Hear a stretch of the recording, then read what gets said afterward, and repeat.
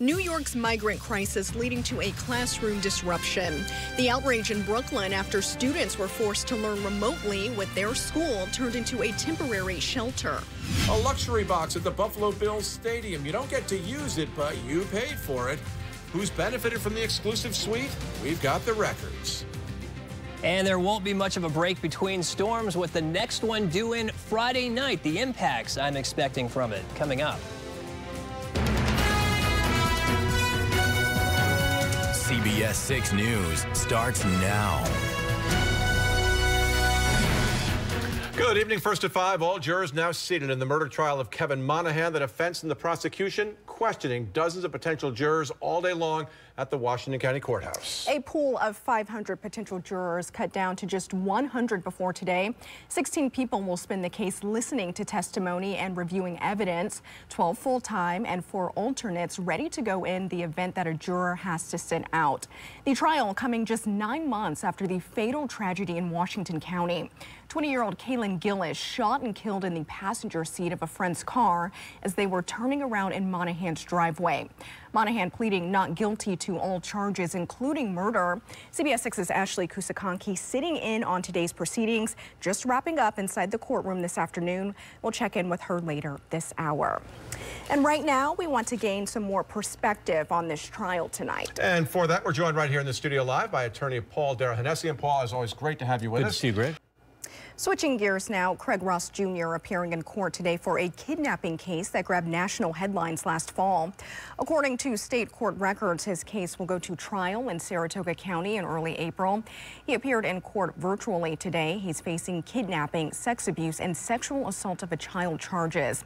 This after police found a young girl hidden away on his property after days of searching for her. She disappeared from Moreau Lake State Park during a camping trip with her family in late September.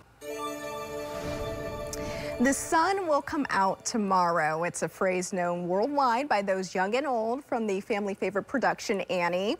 The celebrated musical making a stop in the Capital Region this week, right at Proctor's Theater in Schenectady, which hopefully we can get for you on our live cam here. But I caught up with one of the main characters to find out what they have in store for the audience. Take a look. It's the hard knock life for us. Some of your favorite songs and characters from the hit production Annie gracing the stage at Proctor's Theater this week, bringing the musical to life for Capital Region audiences.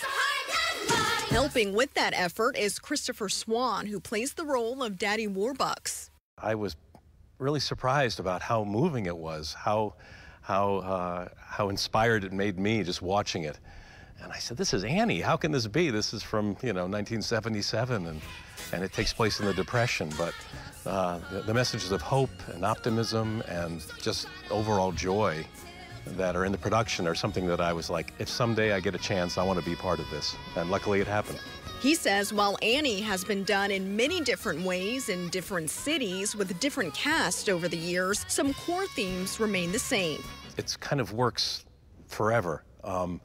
People say, how do you update Annie, and you go and you watch it and you say, wait a second, these are things that we're dealing with for better or for worse all the time, about people trying to find a way to make a living and political problems and strife and trying to make connections with people and feeling optimistic and reconnecting with people. And those are things that I think people pick up in our show. Hopeful the performance is a true treat for all to enjoy. I encourage people, if you're an Annie fan especially, come see it, how it all began, because this is the original script. It's the original intent of a lot of the composers and the authors, and with so much love and energy we put into this, I think it's something that you really need to see.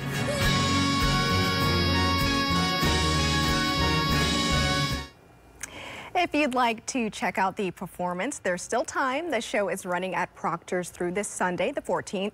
For more information, visit this story at cbs6albany.com. Did you get invited to join the cast? Maybe a little extra role? Unfortunately not. I'm not the best singer. I know you're a dancer, though. Yes.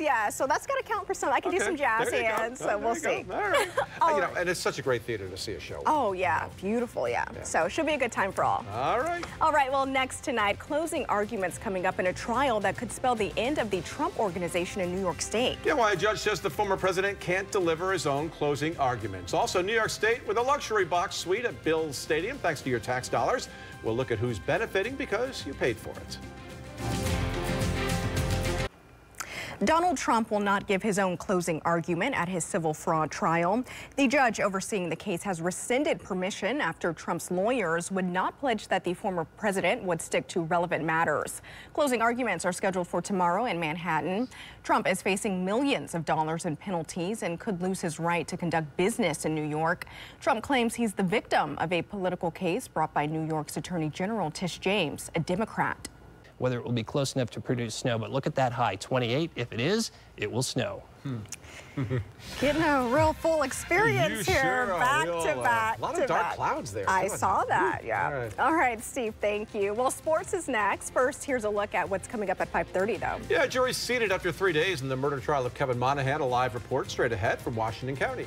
And a story gaining a lot of attention online. An incident at a Troy bowling alley shocks the community. We tried to get to the bottom of it. And back to you. All right, thank you, sir. Up next tonight, we head out live to Fort Edward, where a jury has been seated now in the murder trial of Kevin Monahan. We've got an outside legal analysis tonight, but ahead, we'll hear from the attorneys and prosecutors directly involved in this case.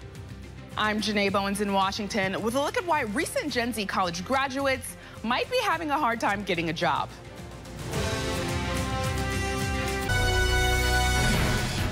If you're just joining us here at 5:30, a jury of 12 and 4 alternates has been selected for the murder trial of Kevin Monahan.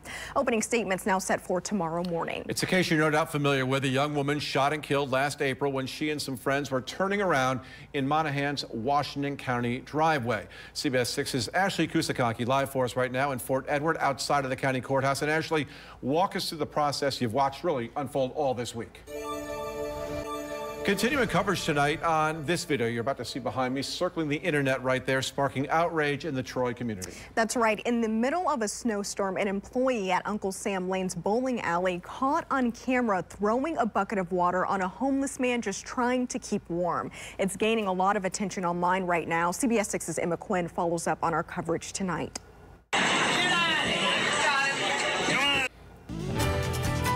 Want to switch gears right now, taking a look outside at a fairly wet Broadway in downtown Saratoga Springs. Yeah, hopefully folks out there have got their umbrella on hand. Let's send things over to Chief Meteorologist Steve LaPointe for a check of that forecast. Steve. Yeah, in this case, it is umbrella, no ice scraper or snow brush, at least in Saratoga Springs, because temperature... Thanks.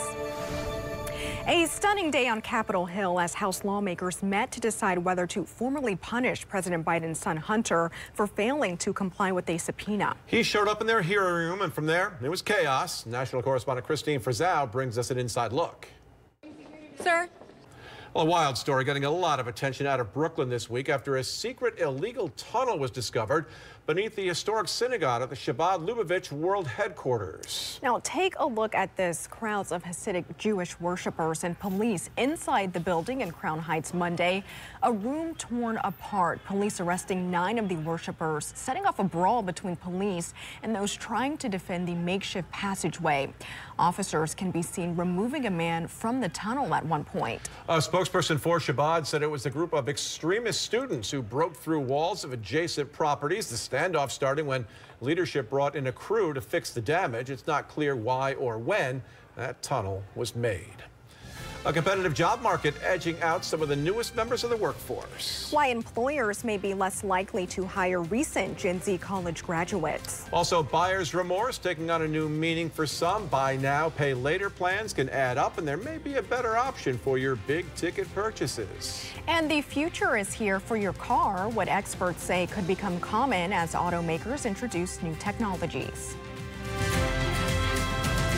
A recent survey found nearly 40% of employers avoid hiring recent Gen Z college graduates in favor of older employees. National correspondent Janae Bowens breaking down the generational conflict issues.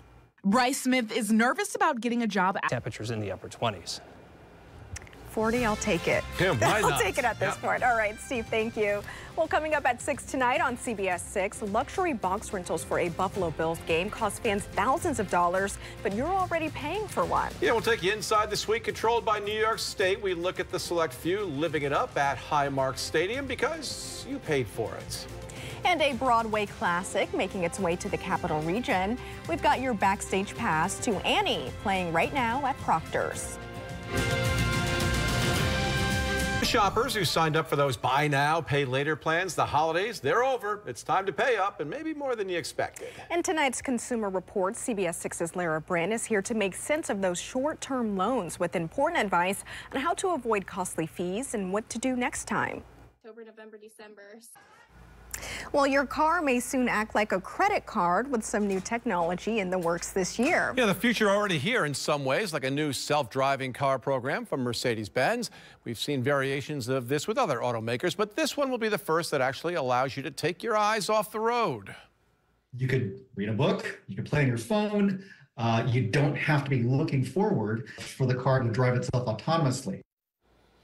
I'm not sure that's a good thing, but it remains to be seen how traffic laws will deal with that sort of autonomous driving system. Car companies could also start putting technology similar to Apple Pay into their cars. That would mean at the drive-thru you can pay for your food almost automatically. Well, now we're talking about food. You know, the food part's good. The idea of taking your eyes off the road. I know, that scares me a bit. Yep. All right, if you're just joining us as we head into our 6 o'clock hour, we're back in a few with coverage of the murder trial of Kevin Monahan in Washington County. A jury seated and a look at the process to get to this point and what comes next.